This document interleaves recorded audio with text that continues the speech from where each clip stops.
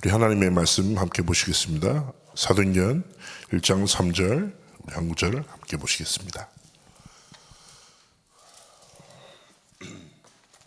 우리 하나님의 말씀 우리 한 목소리로 합독하십니다. 그가 고난 받으신 후에 또한 그들에게 확실한 많은 증거로 친히 살아계심을 나타내사 40일 동안 그들에게 보이시며 하나님 나라의 일을 말씀하시니라. 아멘. 제한된 집중이란 제목으로 오늘 말씀을 통해 하나님 주신 기도 제목을 발견하기 원합니다. 지금 초대교회는 이 본문의 상황은 위기 상황이죠.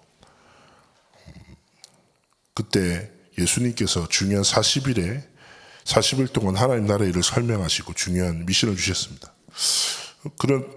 그런데 우리의 삶의 상황은 다 다르겠죠. 어떤 분은 응답의 상황일 수도 있고, 또 어떤 우리 성도님은 위기의 상황을 만날 수도 있고, 저마다의 상황이 있을 것입니다. 그런데 중요한 것은 사단의 이름의 뜻은 거짓말장이고 마귀는 이간자라고 하죠. 거짓말에 빠져서 관계를 계속 깨뜨립니다. 창세기 3장 사건도 결국 무엇입니까? 마음에 불신앙을 심습니다. 그리고 불순종의 선택을 하게끔 이끌죠. 지금도 눈에 보이지 않는 사단은요, 우리가 결국 한마디로 얘기하자면 상황 따라 살도록 만듭니다.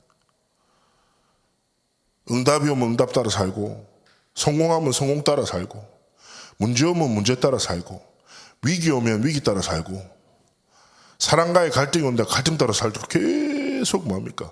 거짓말하고 결국 관계를 계속 깨뜨리는 역사를 지금도 계속 반복하고 있죠. 제가 6살짜리 아들이 있습니다. 한번 이제 3살 때쯤인가 집 앞에 이제 뒷산에 이제 올라갔는데 이제 막 걸어가고 저는 이제 아들이 좋아하는 간식 가방 같은 걸 이렇게 들고 있었어요. 근데 갑자기 급한 이제 목사님한테 전화 와서 통화가 좀 길어진 거죠. 근데 이 아이가 배가 고픈 상황이었어요. 산에 올라가서 자리만 잡으면 간식을 먹으려고 했는데 제가 근데 급하게 목사님한테 통화를 하니까 계속 통화를 하니까 제 아들이 한 3살짜리가 이렇게 제 주변을 돌다가 뭐 아기가 있으니까 옆에 있는 어떤 어르신이 얘를 부른 거죠. 그리고 얘한테 뭔가 이제 우리가 먹이면 안 되는 간식을 주는 겁니다. 얘가 그때는 이제 그냥 먹어버리더라고요. 제가 보고 있는데. 먹을 수도 있죠. 할아버지 저한테 웃으시고 그러니까요. 그랬는데. 그래서 제가 계속 통화를 하고 있는데 얘가 그 간식을 주니까 그 할아버지 주변을 또 이렇게 배고픈데 뭐 하나 주니까 더 먹고 싶은 거예요. 계속 들여보는데 속이 답답한 거잖아. 목사님이랑 제가 이렇게 중간에 이렇게 말할 수 없으니까 그냥 계속 통화를 하는데 계속 그 할아버지 주변을 막 돌아다녀. 그러니까 또 할아버지 입에 딱 넣어주는 거죠. 그래서 저를 다 끊고 이리 와라. 다른 아저씨한테 왜 가서 그렇게 서성이고 있냐. 아빠가 다 준비했는데. 그렇잖아요. 우리의 신앙생활도 마찬가지죠. 결국 중요한 것은 무엇이고 제가 얘기했잖아요. 상황 따라 살지 않고 우리 하나님 아버지가 누구십니까? 전능자시며 창조주십니다. 주권자시고 주관자시죠. 생사화복과 흥망성쇠가 하나님 아버지의 손에 있습니다. 우리를 하나님의 자녀로 삼으셨죠. 아주 간단합니다. 상황 따라 사는 것이 아닙니다. 우리는 그 상황 속에서 주시는 하나님의 언약, 복음 따라 살아가는 것입니다. 우리는 위기를 만나도 어디 속으로 해요? 복음 속으로. 갈등이 와도 뭐예요? 복음 속으로. 성공하고 응답받아도 뭐예요? 복음 속으로 들어가. 하나님 아버지께서 예비하신 그 응답과 하나님이 성취하실 그 언약을 향한 뭐예요? 제한된 집중을 하기 원하시는 것입니다. 렘넌트 7명 성경에 기록된 신앙의 사람들이 다 마찬가지입니다. 많은 상황들을 만났지만 상황이 아니라 그 상황 속에서 선을 이루시는 하나님이 주신 복음, 그때 주신 하나님 언약. 우리 신앙생활은 아주 간단합니다. 이번 주간을 살아가는데 일이 생겼으면 어디에 딱 집중하면 됩니까? 상황에 집중이 아니라 이번 주간에 주신 하나님의 강단에 집중하면 됩니다. 하나님은 우리를 통해서 우리의 삶을 말씀을 통해 인도하시고 사건을 통해서 그 말씀을 성취하시니까. 결국 제한된 집중이 무엇입니까? 하나님이 주신 절대 언약 속으로 들어간 겁니다. 갈보리산, 감람산, 마가다락방의 집중이 무엇입니까? 138. 오직 그리스도, 오직 하나님의 나라, 오직 성령 충만이라는 결론 붙잡고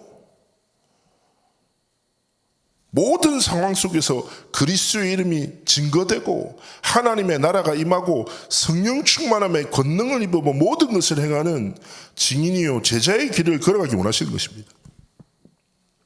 첫 번째 무엇입니까? 오직을 편집하는 제한된 집중. 오직이 무엇입니까? 오직 예수 그리스도의 복음의 결론 앞에 무릎 꿇는 것입니다.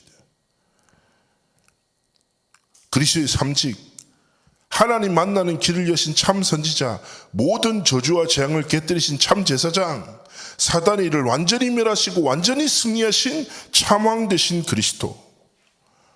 그 그리스도의 복음 앞에 딱 결론을 붙잡을 때 하나님은 뭘 깨닫게 하십니까? 하나님의 손에 모든 것이 있는 하나님의 주권, 그리고 모든 상황에는 뭐가 있다고요? 하나님의 계획이 있고 절대 계획이 있고, 그 절대 계획을 위해서 하나님은 우리에게 절대 언약을 허락하시고 그 언약 붙잡고 우리의 삶이 뭐예요? 그 언약을 성취하는 절대 여정을 걸어가기 원하시는 것입니다. 그리고 우리의 삶의 목표는 무엇입니까? 그 언약을 성취하시는 것이죠. 이 딱 오직 그리스도라는 결론을 가진 자는 뭘 가지게 됩니까? 집중의 비밀을 가지게 되죠. 사단은요, 끝없는 거짓말을 통해서 다른 것에 집착하게 만들고 세상의 것에 중독되게 만들죠.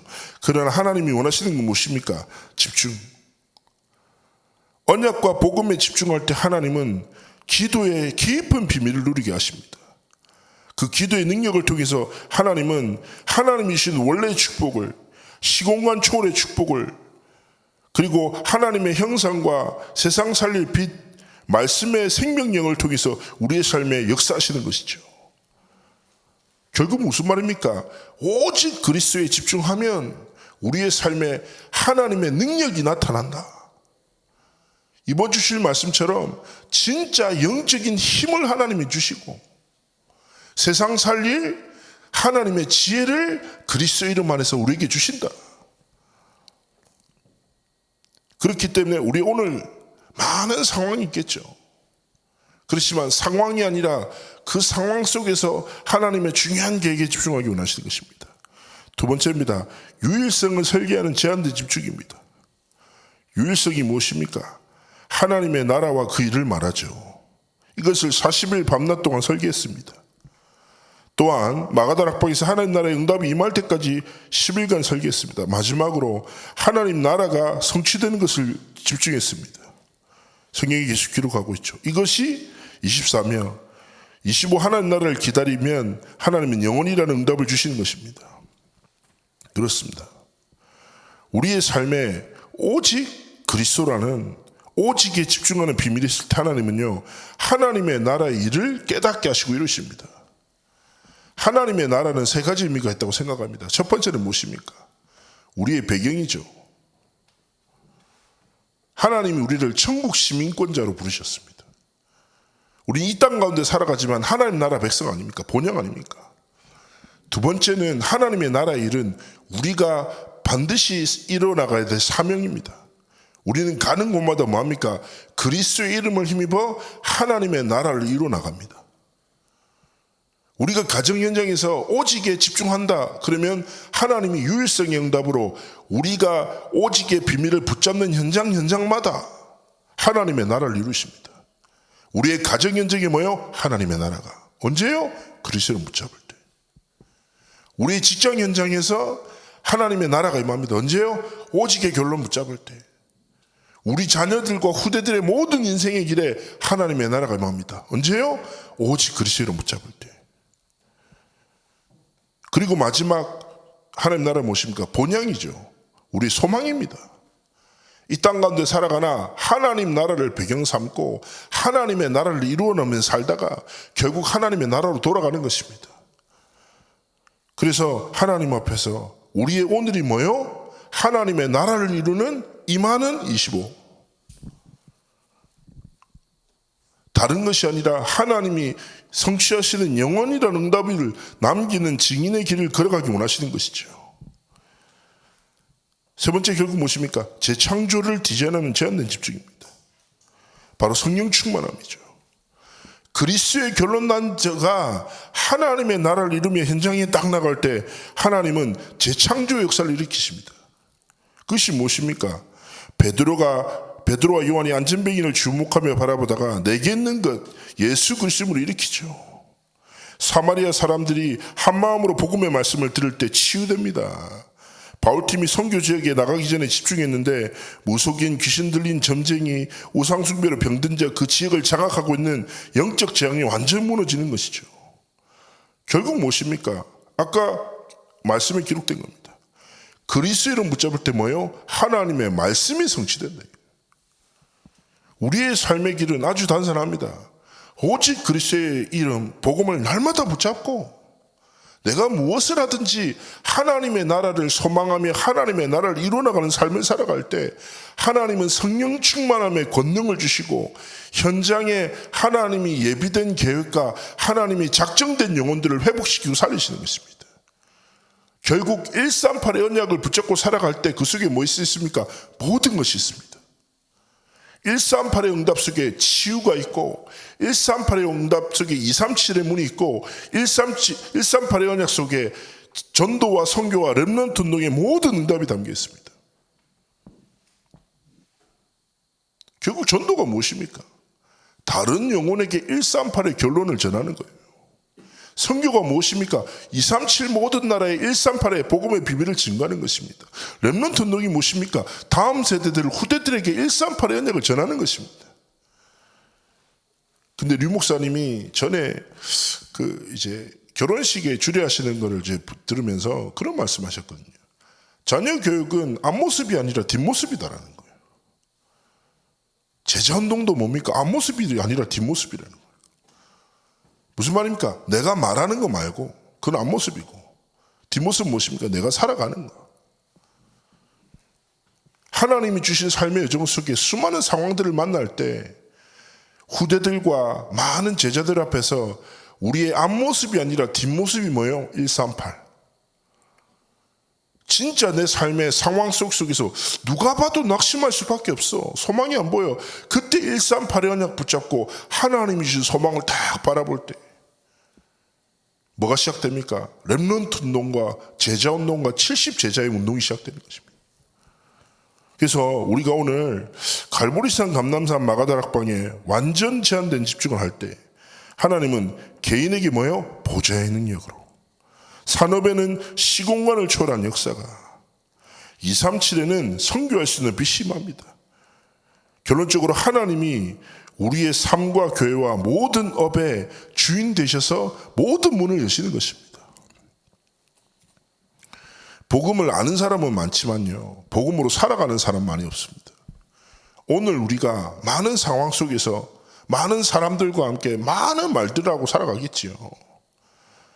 그러나 제한된 집중이란 말을 저는 오늘 결론에서 또 다른 표현으로 이렇게 하고 싶습니다. 뭐냐? 시선을 빼앗기지 마십시오.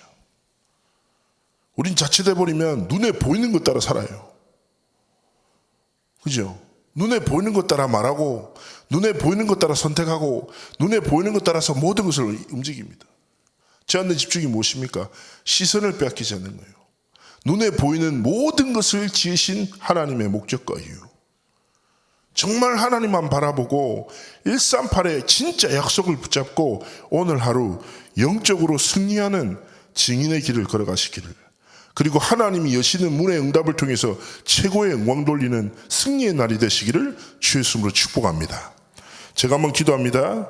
살아서 역사하신 하나님, 오늘 하루가 138의 행복을 누리는 상황 따라가 아니라 사람 따라가 아니라 오직 하나님의 약속 따라 우리의 삶의 여정이 걸어져 나가도록, 그래서 138의 이 약속과 언약이 오늘 우리의 삶에 살아 역사하는 언약되어 그리스도의 이름이 나타나고 증거되고 하나님의 나라가 임하며 성령 충만함에 증인의 길을 걸어가도록 함께 하시고 축복하여 주옵소서.